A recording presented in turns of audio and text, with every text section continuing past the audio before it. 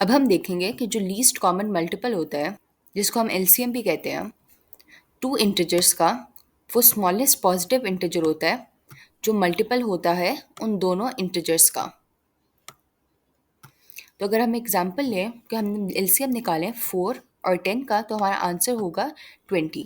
तो जो standard method है एलसीएम कैलकुलेट करने के लिए, उसमें हम सबसे पहले प्राइम फैक्टराइजेशन करते हैं अपने नंबर्स की, और फिर एक प्रोडक्ट फॉर्म करते हैं बाय सिलेक्टिंग द नंबर्स, उस फैक्टर को सिलेक्ट करके जो ग्रेटेस्ट नंबर ऑफ टाइम्स अकर करता है।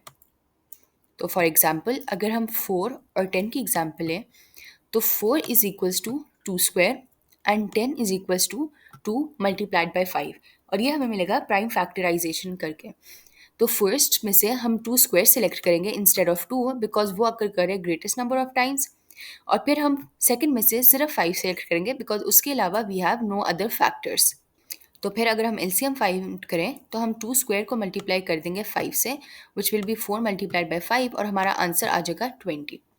अब अगर हम एक और एग्जाम्पल देखें 3 नंबर्स का एलसीएम निकालने के लिए, 8, 36 एंड 54, और हम सबसे पहले प्राइम फैक्टराइजेशन करें, तो 8 का आ जाएगा which is equals to 2 cube, फिर 36 is equals to 2 square multiplied by 3 square, and 54 is equals to 2 multiplied by 3 square. तो 2 के फैक्टर्स निकालने के लिए हम सिलेक्ट करेंगे 2 क्यूब को, विच इज़ द ग्रेटेस्ट।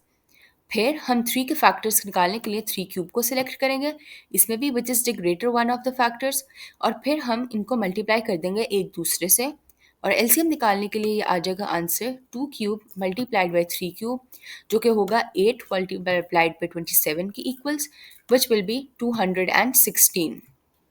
तो एलसीएम निकालने के लिए हम एक शॉर्टकट भी यूज़ कर सकते हैं, जिसमें हम ऐड करते जाएं लार्जेस्ट नंबर को टू इटसेल्फ, जब तक जो नंबर्स हैं वो इवनली डिवाइड ना हो जाएं एक दूसरे से। जैसे 4 और 10 का एलसीएम निकालने के लिए, because 10 is the greater number, हम उसको ऐड करेंगे विद इट सेल्फ, तो हमारा आंसर आ जाएगा 10 प्लस 10, जो है equal to 20। Now we know कि 20 4 से इजीली डिवाइड हो जाता है, तो we will stop over here और हमारा एलसीएम हो जाएगा 20। फिर अगर हमने 8, 36 और 54 का एलसीएम निकालना हो, तो हम 54 को ऐड करेंगे बाय इटसेल्फ, और ये हम करेंगे 4 टाइम्स, जब तक हमारे पास वो नंबर ना आ जाए जो 8 और 36 दोनों से डिवाइड हो। तो अगर हम 54 को ऐड करेंगे 4 टाइम्स, तो हमारा आंसर आ जाएगा 216।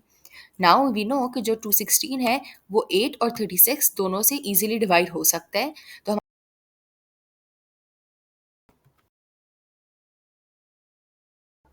नाउ यू शुड नो कि जो एब्सोल्यूट वैल्यू होती है किसी भी नंबर की, वो हमेशा पॉजिटिव होती है।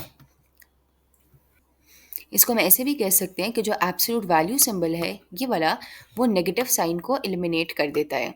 तो फॉर एग्जांपल अगर हमारे पास एब्सोल्यूट वैल्यू सिंबल के अंदर हो -7, तो नेगेटिव साइन एलिमिनेट हो जाएगा और हमारा आंसर आ जाएगा 7। और अगर हमारे पास हो -5 इन दिस सिंबल, तो हमारा answer will be only pi. Now you should know कि ये सिर्फ तब वर्क करता है एब्सोल्यूट वैल्यू सिंबल, जब हमारा negative sign is inside the symbol. अगर हमारा नेगेटिव साइन आउटसाइड से सिंबल होगा, जैसे इस एग्जाम्पल में है, तो हमारे आंसर को हम नेगेटिव से मल्टीप्लाई करेंगे, बिकॉज ये नेगेटिव साइन एलिमिनेट नहीं होगा। तो इस एग्जाम्पल में सिर्फ वो नेगेटिव साइन एलिमिनेट हुआ है जो है inside the symbol. Now you should also know कि जो प्रोडक्ट होता है या क्वोशंट होता है पॉजिटिव नंबर्स का, वो हमेशा पॉजिटिव होता है, और जो प्रोडक्ट होता है या क्वोशंट होता है एक पॉजिटिव नंबर का और एक नेगेटिव नंबर का, उसका आंसर हमेशा नेगेटिव होता है। हमारे पास इसकी एग्जाम्पल है, अगर हम -5 को मल्टीप्लाई करें 3 से, तो हमारा आंसर इज -15, जो कि है एक नेगेटिव नंबर। अगर हम 6 को डिवाइड करें विद -3, तो हमारा आंसर आएगा -2, जो कि है एक नेगेटिव नंबर। फिर जो प्रोडक्ट होता है या क्वोशंट होता है किसी भी इवन नंबर का, जो नेगेटिव हो उनका हमेशा प्रोडक्ट होता है पॉजिटिव। तो फॉर एग्जाम्पल अगर हम इन 4 नंबर्स को आपस में मल्टीप्लाई करें, -5, -3, -2 और -1 को, तो जो हमारा आंसर होगा वो होगा 30, जो कि है एक पॉजिटिव नंबर। और ये पॉजिटिव इसलिए होगा बिकॉज हम 4 इवन नंबर्स को मल्टीप्लाई करे हैं जो है नेगेटिव।